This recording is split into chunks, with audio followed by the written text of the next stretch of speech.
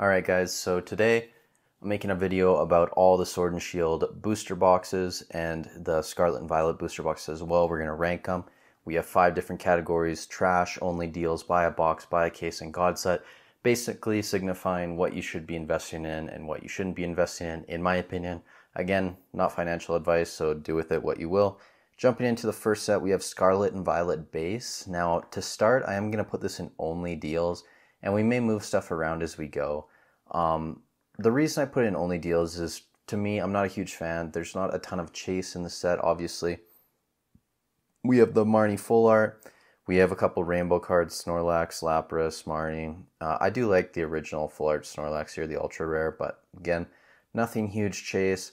The price of the booster box right now is based a lot on the fact that there's a lot of rarity in the set because it wasn't overprinted. This was right before the COVID boom.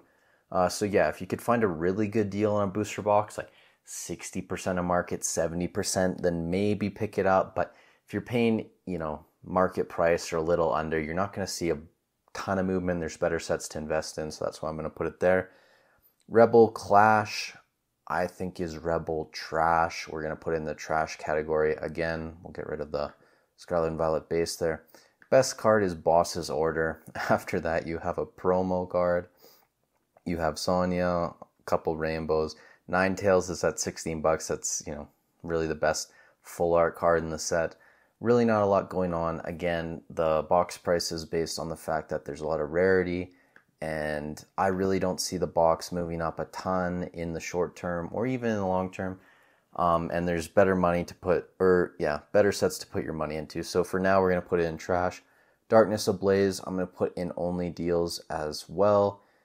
And, I guess once I'm thinking about this, theoretically anything could go in only deals, but really, you got to consider how you're going to move something, and I got to put something in trash. So for now, it's going to be Rebel trash, but again, we can move stuff in the future. Darkness Ablaze, if we go up here, you do have the Charizard here around $24, and after that, you have some rainbows. So again, nothing huge in this set. Charizard's in every set. I'm not even a fan of this full art ultra rare. It's whatever for me. So again, if you can pick up a booster box of this, or, even, blister packs or whatever, but at 50-60% of market, you find a good deal. That means even if it doesn't move a lot in the future, you're still going to be able to potentially flip it and make some money. Moving on, Vivid Voltage, again, I'm going to put in only deals. And just for future reference as we get further into this, I will move these around towards the end based on which one I think is the best in that particular category. But Vivid Voltage, only deals, again. You have the Rainbow Pikachu, the Chonkachu, which is pushing $100 right now. Outside of that, you don't have anything huge. You have Pokemon Center Lady, Pikachu Full Art, a few rainbow cards. So again, this came out, during the height of COVID. Pokemon nostalgia was coming back. People wanted to chase the Chonkachu, so I understand why. There may be some nostalgia in the future for it. For me, I just don't think it's going to grow at a rate where I want to be investing in a box of it. There's lots of other sets that I would rather put my money into and have some diversification throughout different sets. This one, again, 50-60%. Obviously, it's going to move up over time. Even 70% of market, maybe, if you could find a box of this, whatever, pick it up. If it doesn't see a huge movement, you sell it off for 85-90%. You make some money, quick flip. Battle Styles, I'm going to put in trash as well. Obviously, when we look at this set, you have the Tyranitar, which I love. I really do love that card. But outside of that, you have some Urshifus, Phoebe. What else we got? Empoleon V. A few rainbows. I mean, nothing spectacular. And, one card's not going to hold up the set. Box price, I mean, it's just not moving a lot. I don't think it's going to move a ton in the future. Like, when I look at sets like Vivid Voltage, Darkness Ablaze, and even base set, I really do think those will outperform Battle Styles in the long run. I just don't know what it is. I don't understand why the market doesn't want Battle Styles, even based on its current price. So yeah, I mean, I would put all these sets above it in terms of what I think long-term growth potentially could be. Mainly because of rarity on a couple of these, and then Vivid Voltage just because I think it's a better set. Again, I probably just wouldn't touch Battle Styles. It is what it is. Moving forward, Chilling Reign. We are going to put this in God set, guys, to start with. We may be doing some moving around. I really love Chilling Reign. When we look at the set, you have Blaziken VMAX, beautiful card. You have the Moltres V, Gold Snorlax, and then you have a ton of depth in this set. You have the Shadow Ryle Calyx, the Galarian Zapdos, Zeraora, Articuno, Rapidash, Ice Rider Calyrex, the Slowpoke. Like, these are all still above $20. Tornadus, Caitlyn. So tons of depth in Chilling Reign. Obviously, we're going to put Evolving Skies spoiler above Chilling Reign, but I do think Chilling Reign has potential to be the second best set in Sword and Shield. So you might as well pick some up. Obviously, it's kind of surprising. Fusion Strike's overtaken it in terms of pricing. We've seen Fusion Strike push, $220 now a box. You can still get Chilling Reign at, $170, $180. This year, I imagine it's going to break $200, even go higher. And then long term, it's going to do really well. We also just saw Cool Trainer Ryan was doing a box opening going for the Blaziken. It took him, I don't even know how many boxes, tons and tons of cases to pull. So it's obvious the pull rates are trash. In the future, people want to chase these cards and open them, if they're YouTubers or box breakers or whatever. A lot of supply is going to have to go through to pull these chase cards. And then on top of that, just the prices of singles will be high because of that, because of the really terrible pull rate. So Chilling Reign has all the makings to be a really strong set in the future, and I think you should be investing in it. Yeah. So obviously next one, we're moving on to Evolving Skies, and we'll throw this up right here. How do we get this by? There we go. Perfect. So Evolving Skies spoiler will be the top out of this entire ranking, in my opinion. It's the best set of Sword and Shield by far, and obviously anything we've seen in Scarlet and Violet as well. When we look at some of the cards, Moonbreon, best card in Sword and Shield, for over $600 raw, crazy. Rayquaza VMAX at $250 almost. Leafeon's over $150.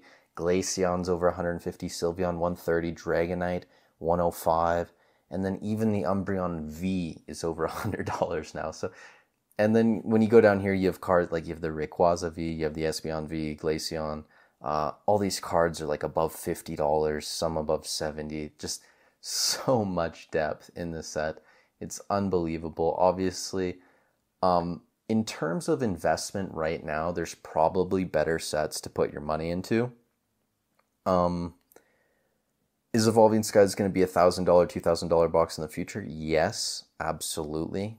Near guarantee. We don't guarantee anything on this channel, but it's got very good potential to reach that. But in terms of what we can get other sets at right now, maybe there's better investments, like potentially Lost Origin, which we might get to in the future. But in terms of just overall set value and depth and which one's going to be the highest cost box in the future, it's going to be Evolving Skies. So we'll just leave it at that. Amazing set. Next up, Fusion Strike. I'm going to put Fusion Strike in buy a case right now. And part of that is just because it's blown up in price.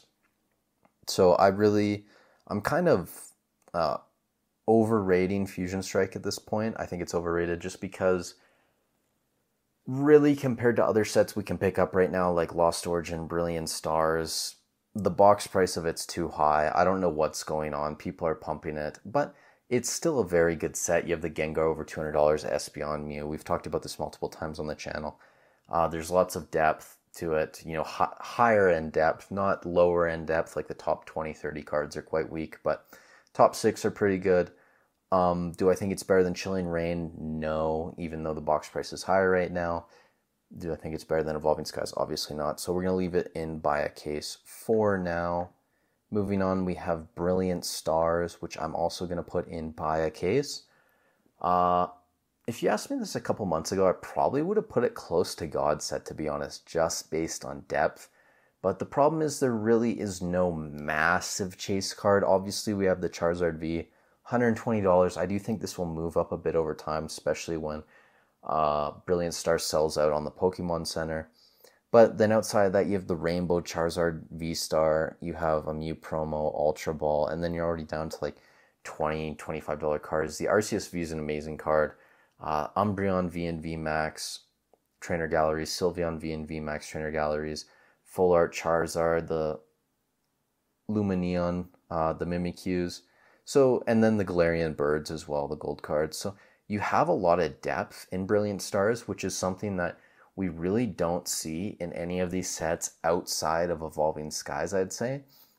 And Chilling Reign has a lot of depth as well. So outside of these two sets, Brilliant Stars is probably one of the deepest ones outside of having a top chase card. But I think that the chase cards in Fusion Strike will cause Fusion Strike to outperform Brilliant Stars. So that's why I'm going to put it behind Fusion Strike for now. So we'll leave it at that. Astral Radiance. This is a tough one. I'm probably going to put it in Buy a Case as well. And this might be surprising to some people. But, and again, because there's no top chase card, Machamp's the highest card at about $87, which is quite surprising. It's $87. But you have some decent depth in this set, and you have some great cards. You have the Starmie V with Misty, the Palkia and Dialga. You have the Beedrill, which I love as well, which is over $20 now. It's good to see. Iridia, Sneasler, you have a Garchomp. So you have some solid middling depth to this set, I'd say. Nothing crazy. But even, when we get to the bottom of this first page, cards are still $7.60. So surprisingly, there's a lot of depth to this that I wouldn't expect, and that's because I'm not a huge fan of rainbow cards and gold cards in general. I'm more of a fan of full arts, but the market's talking and they like Astral Radiance to this degree, so fair enough. And also to talk about it, Astral Radiance got a massive reprint like Lost Origin Silver Tempest did. And I think that in the future could be an X factor as to why this set does better than maybe just putting it down here and buy a box. It could outperform what a lot of people think just because it didn't get that massive reprint, and we're not going to have as many boxes out there as people think. So for now, I'm going to leave it in buy a box. Next one up is Lost Origin. For this, this one's close. I'm going to put it in God Set behind Chilling Reign. Behind Chilling Reign, yes. There is potential Lost Origin can be a better set than Chilling Reign. It really depends how the Giratina carries the set. Giratina is the second most expensive card in Sword and Shield behind the Umbreon and above the Rayquaza from Evolving Skies. So it's got a massive chase card. The Aerodactyl's over 90. We've talked about this multiple times. Rotom, Pikachu, you guys get it. So, I mean, if you could flip-flop these two right here, I really don't think that's going to make a huge difference. I do think it's a great set to invest into, and obviously right now you can still get it on the Pokemon Center for MSRP, even though that a booster box is like, what, 170, 175 at this point. So you can get it well under market price on the Pokemon Center. So yeah, God Set, invest in it. I personally, would invest in it. Silver Tempest, I'm going to put in buy a box. First one, finally, we have one in here. I love the Lugia in this set. Beautiful card. Probably one of my favorites in Sword and Shield, to be honest. The colors, just everything about it I love. This card took a beating. The Rayquaza in there as well. Lugia V-Star, Unknown, okay, gold card, Serena. So not a ton of depth. The chase card's pretty strong with the Lugia, but it's not a Giratina. It's not a Moonbreon. So because it doesn't have a ton of depth and because it doesn't have a massive chase card, I'm not going to put it in buy a box. Or buy a case rather, but buy a box, it's somewhere in the middle between going hard and not going at all. Obviously, if you can get a good deal on this, you could buy a case or you could buy a lot more. That kind of goes without saying for any of these sets. If you get a good enough deal, it's worth buying. But yeah, for now, I'm happy with it in the middle there. Perfect way to finish off Sword and Shield. Scarlet and Violet base, I'm going to put in buy a box for now, actually, as well. I'll put it behind Silver Tempest, and the reason it's in buy a box and not only deals is because you can get a really good price on this still, and I personally love some of the artworks, and obviously base set, we're not going to expect it to be the biggest, baddest set of Scarlet and Violet, but you have the Miriam in here, you have the Gardevoir EX, which I love, Nest Ball, and I really love like the coloring of these. I don't know, it's a different type of gold card. I love it. Uh, Arvin, you have, what is this? Miraidon, fair enough. Koraidon, the new legendaries, whatever. Ralts is in here. So you have a decent amount of depth. Obviously, no massive chase card. Unsurprisingly, it's base set. But yeah, I mean, you can get it at a decent price, buy a box, it's going to do decent in the future, and it's a decent way to diversify a bit, so I'm happy with it there. Moving on to Paldea Evolved. This might surprise a lot of people. I'm going to put this up here in God Set. Now, you guys might think I'm crazy, and maybe it's because I own Paldea Evolved. This set is insanely underrated. I don't care what anyone says. This set's underrated, especially for the price it is right now. Like, you can pick this up for $100. If you can get like a TikTok deal, or go to an LGS and figure out a pricing to buy a lot at once, like a case or 2 cases, this is going to be a great investment in the long term. I mean, this is the best set so far we've seen out of Scarlet and Violet. I think I have 15 boxes, and I'm planning to buy more. 15 boxes. I think I'm planning to buy another 2 cases here soon. So I love it. You have the Iono holding strong at $74, and I mean, Iono got her own premium collection or premium box, whatever it was. So it's not surprising that the card prices come down, but it's held well at $74. The Magikarp at $67, pretty solid as well. Iono Trainer Gallery, Chien Pao Super Rod Raichu. I love this Raichu, by the way. He's just chilling, sleeping. Tyranitar, Choyu, Tinkatong, Maushold, I don't even know how to pronounce some of these, but these are the new legendary, or not the new legendaries, the new starters, the evolved forms, Fuecoco, Meowscarada, Squawkabilly. So you have a ton of depth, and I mean, look, at the end of the first page, you're at $8. You can go to the second page. There's still a ton of cards over $5, like Meryl, Heracross, Tinglu, Tinkatuff, Miss Mages, Sudowoodo, I mean, just Wuqian. So you have so many, like, I'm just trying to scroll down till we get to about $5. So look, you're almost at the end of the second page, and you have cards over $5. And these artworks are amazing, obviously. Anyone who contests that artworks in Scarlet and Violet are bad, I don't know what you're smoking. I love the artwork, amazing. Some people complain about quality of the cards, whatever, fair enough. But yeah, long term, this is going to be a great set simply because it's introducing Gen 9 Pokemon. So if you're starting with Gen 9, I mean, you're going to want to go back and open this in the future. And there is a ton of depth. Obviously, again, no massive chase card. We haven't seen one like that in Scarlet and Violet yet. But just beautiful set, great cards. People are going to want to open it in the future. So yeah, I'm putting it in God Set at the end of God Set, though, so fair enough. And a lot of this is based on, its current price too, the fact you can get it cheap. Obsidian Flames, I guess I'll put it in only deals for now. If you can get it cheap, fair enough, whatever. Obviously, all boxes are going to go up with time, but there's way better places to put your money. So I guess we can look at the cards here too. Stamp promo of Umbreon is the highest card right now. You have the Charizard EX at $45, a couple other Charizards, Pidgeot EX. So there's not a ton in this set. I mean, it's got a Charizard. Woo, cool.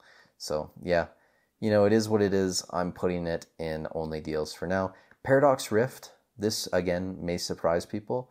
I'm gonna put this in buy a case. Now again, I'm probably a lot higher on Scarlet and Violet than a lot of other people, but again, I just love the artworks here. Like, Roaring Moon's a sick card, Iron Hands, super cool. The price of this is because it's a competitive card, fair enough. Goldengo's holding well. Iron Valiant, I mean, $25 for this card is just insane to me right now. Super underrated. I love the Groudon at $25. This has been holding quite well, which is a promising sign for depth. We're going to ignore the Iron Hands. Again, super competitive card. Once it goes out of rotation, that card's not going to be worth even close to that. Altaria, fair enough, holding quite well. A couple Parasol Lady, Professor Sada's Vitality, cool. Garchomp EX, awesome card. You have a lot of depth here as well. I love the Steelix over $10. Sandy Shocks, I think, is a competitive card as well, but awesome artwork also, so don't sleep on that. Few gold cards, cool. I mean, the fact you can get these boxes at $90, it's just worth buying a case. Like, it's gonna do well in the long term. So obviously it's not the best set, fair enough. But the fact you can get in at such a good price right now, all this stuff's undervalued. Everyone's focusing on Sword and Shield. Great time to buy Paradox Rift, so I would buy a case, and I have bought a case, so more than a case, and I'm planning to get more, so yeah. And then finally, Temporal Forces. I'll probably put this in buy a case as well.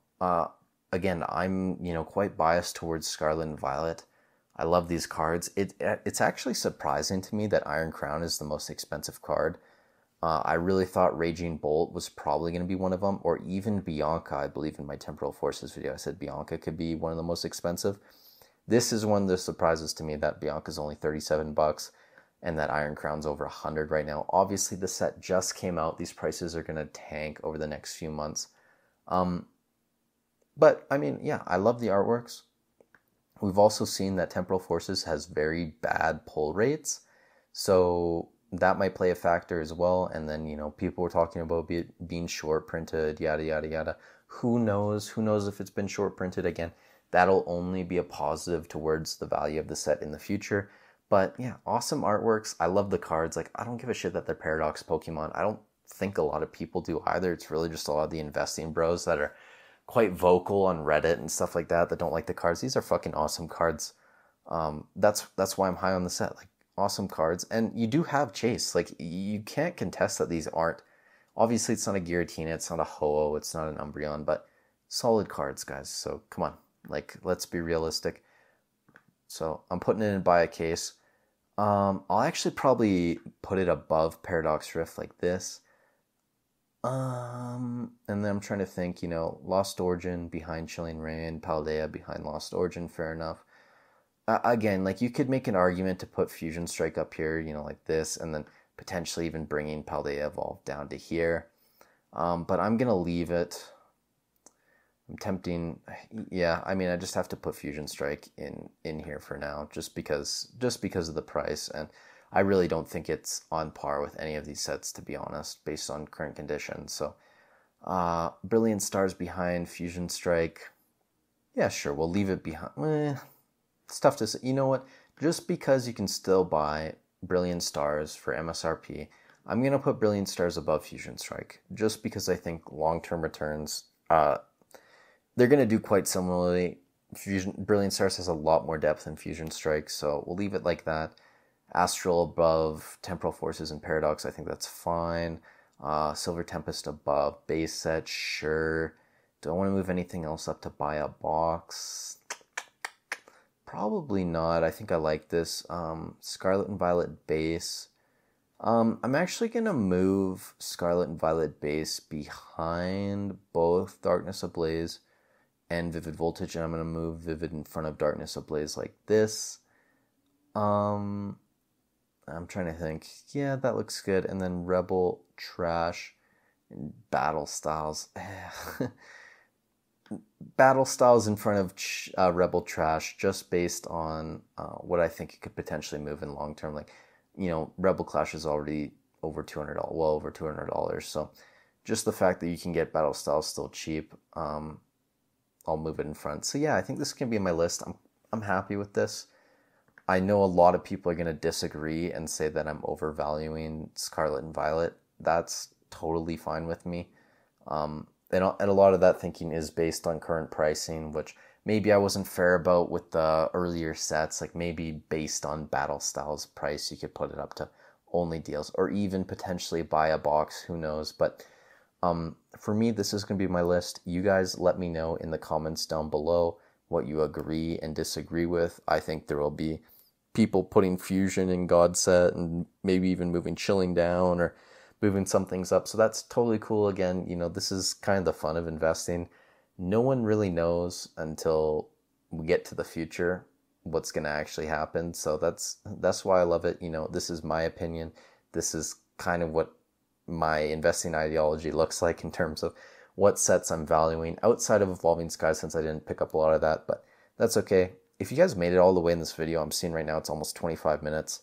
If you could leave me a like and sub to the channel, I'd really appreciate it. Again, I'm just starting out, you know, I don't really know YouTube that well in this terms. And again, I'm not the best talker. I'm kind of just rambling. So if you made it this far, I really appreciate it. And I know you guys hopefully got some value out of this as well. With that said, thanks for watching. Stay safe wherever you are in the world, and I'll catch you in the next one.